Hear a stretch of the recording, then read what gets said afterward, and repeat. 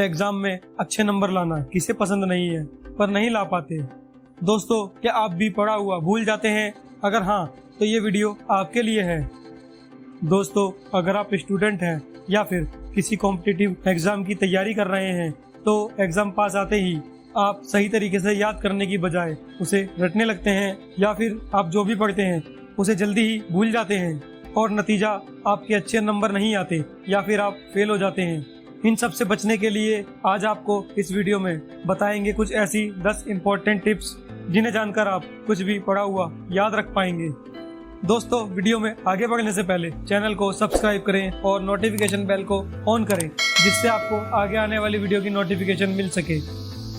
समझना, social study यानी सामान्य विज्ञान के विषयों जैसे इतिहास, भूगोल, राजनीति विज्ञान और विज्ञान, इन विषयों को याद करने में हम अपना दिन रात एक कर देते हैं, लेकिन उसके बाद भी हम इन्हें अच्छे से याद नहीं कर पाते या फिर समझ नहीं पाते। दोस्तों, समझ और याददाश्त का बहुत गहरा संबंध है। किसी भी विषय को याद रखने के लिए उसका समझना बहुत जरूरी है। दोस्तों, समझ विकसित करने के कई तरीके हो सकते हैं और वह अलग अलग तरह के दिमाग पर निर्भर करता है। और समझने के लिए 3 प्रकार के दिमाग होते हैं। पहला, क्लियर माइंडेड, वो दिमाग जिन्हें सुनकर याद होता है। दूसरा, आई माइंडेड, वो दिमाग जिन्हें देखकर याद होता है। तीसरा, मोटर माइंडेड, वो दिमाग जिन्हें देखकर और सुनकर याद होता है।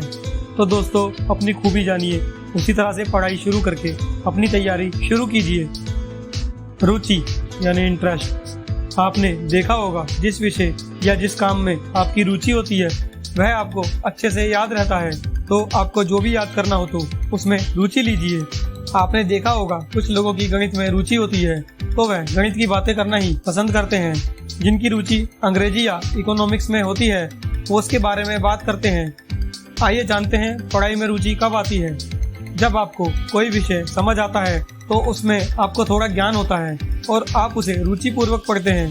तो दोस्तों, अगर आप किसी विषय को पढ़ते समय बोरियत महसूस करते हैं तो उस विषय को थोड़ा पढ़ने के बाद आप उसे जान जाएंगे और आपको खुद ही उसमें रुचि आने लगेगी, जिससे लगातार आपकी नॉलेज बढ़ती जाएगी। दिनचर्या, रूटीन, अक्सर आप लोग जब पढ़ाई करते हैं तो अपनी दिनचर्या यानी रूटीन को अनदेखा कर देते हैं। रात में देर तक जागते हैं और सुबह लेट उठते हैं। साथ ही फिजिकल एक्टिविटीज कम कर देते हैं और एक ही स्थान पर बैठे रहते हैं। रेगुलरली पानी भी नहीं पीते। इन सब का नेगेटिव इफेक्ट हमारी मेमोरी और कार्य क्षमता पर पड़ता है। दोस्तों, अच्छी याददाश्त के लिए अच्छी नींद की जरूरत होती है, तो नींद पूरी ले और थोड़ा बहुत जरूर घूमे और खूब पानी पिए। टाइम टेबल, पढ़ने के लिए ज्यादातर लोगों का कोई टाइम टेबल नहीं होता है। जब भी मन करता है पढ़ने बैठ जाते हैं। कोई भी किताब उठाई और किसी भी टॉपिक को बीच में से ही पढ़ने लग जाते हैं। इससे बस कंफ्यूजन के अलावा और कुछ नहीं होता और उन्हें ये तक पता नहीं रहता कि उन्होंने कौन सा विषय कितना पढ़ लिया है। फिर बेवजह अपनी मेमोरी को दोष देते हैं। अगर आप सफलता पाना चाहते हैं तो इसके लिए एक बेहतरीन टाइम टेबल बनाएं। एकाग्रता, कॉन्सेंट्रेशन, मन की एकाग्रता यानी कॉन्सेंट्रेशन को बनाए रखने के लिए हमें याद करते समय एक साथ 2 काम कभी नहीं करने चाहिए। और पढ़ते समय अपने लक्ष्य को ध्यान में रखें और बिल्कुल शांत वातावरण में बैठकर याद करें जहां आपको कोई परेशान ना करे। नियमितता, रेगुलरिटी, अगर आप कोई भी काम लगातार करते रहेंगे तो आपको उस काम की आदत हो जाएगी और आप उस काम को कुछ दिनों बाद पसंद करने लगेंगे। इस तरह किसी भी विषय को अगर आप रोज याद करेंगे या फिर पढ़ेंगे तो वह भी आपकी आदत बन जाएगा, जिससे वह आपको अच्छा लगने लगेगा और आप आसानी से याद कर पाएंगे। दोहराना, रिवीजन, आपने आज जो भी पढ़ाई करी है या याद किया है उसमें से आपको कल तक सिर्फ 50% ही याद रह जाएगा, या फिर हो सकता है कि सिर्फ 20% ही याद रहे। इससे बचने के लिए आप जो कुछ भी पढ़ाई कर रहे हैं उसे बार बार दोहराएं और बोल बोल कर याद करें, जिससे आपको वो विषय ज़्यादा अच्छी तरह से समझ आए और हमेशा याद रहे। इससे आपको किसी भी प्रश्न का उत्तर देने में आसानी होगी और एग्जाम में अच्छे नंबर लाने में आपको हेल्प मिलेगी।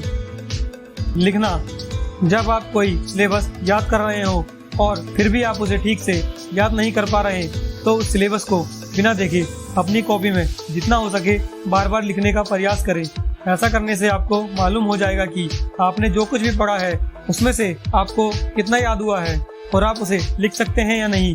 ऐसा करने से आप सब कुछ याद रख पाएंगे। बड़े क्वेश्चन आंसर कैसे याद रखें? दोस्तों, किसी भी तरह के बड़े प्रश्न उत्तर के लिए सबसे पहले तो आपको उस प्रश्न को ध्यान से पढ़ना और समझना होगा।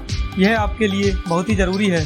अगर आप उसे समझ नहीं पाएंगे तो ज़्यादा दिनों तक उसे याद नहीं रख पाएंगे।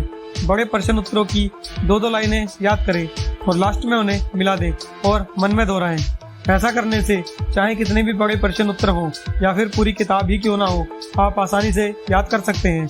बस इस बात का ध्यान रखें कि याद करते समय किसी भी चीज़ को रटे नहीं, बल्कि पहले उसे समझने का प्रयास करें। आत्मविश्वास, सेल्फ कॉन्फिडेंस। कहते हैं आत्मविश्वास सफलता की कुंजी है। दोस्तों, यह सच भी है। अगर आप सफल होना चाहते हैं तो सबसे पहले आत्मविश्वास जरूरी है। इसके लिए आप अपने ऊपर यकीन करें कि आप कर सकते हैं।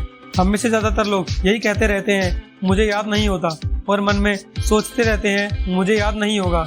तो आप हमेशा याद रखिए, हमारा दिमाग वही काम करता है जो इसे हम करने को कहते हैं। अगर हम कहेंगे कि हमें याद करना है तो दिमाग याद कर लेगा, और अगर हम पहले ही कह देंगे याद नहीं होगा तो ये याद नहीं करेगा।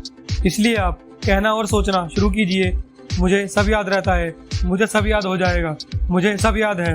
और विश्वास कीजिए अपने दिमाग पर, वो सब याद कर सकता है। फिर देखिए चमत्कार, आपको सब याद रहने लगेगा। तो दोस्तों, ये थी वो 10 इम्पोर्टेंट टिप्स जिन्हें आजमा कर आप कुछ भी पढ़ा हुआ याद रख सकते हैं और किसी भी एग्जाम में अच्छे नंबर ला सकते हैं। अगर आपको वीडियो अच्छा लगा हो तो आप इसे लाइक करें और कमेंट करें। अपने दोस्तों को भी ये फ़ायदा पहुंचाने के लिए इस वीडियो को शेयर करें और इस चैनल को सब्सक्राइब करें।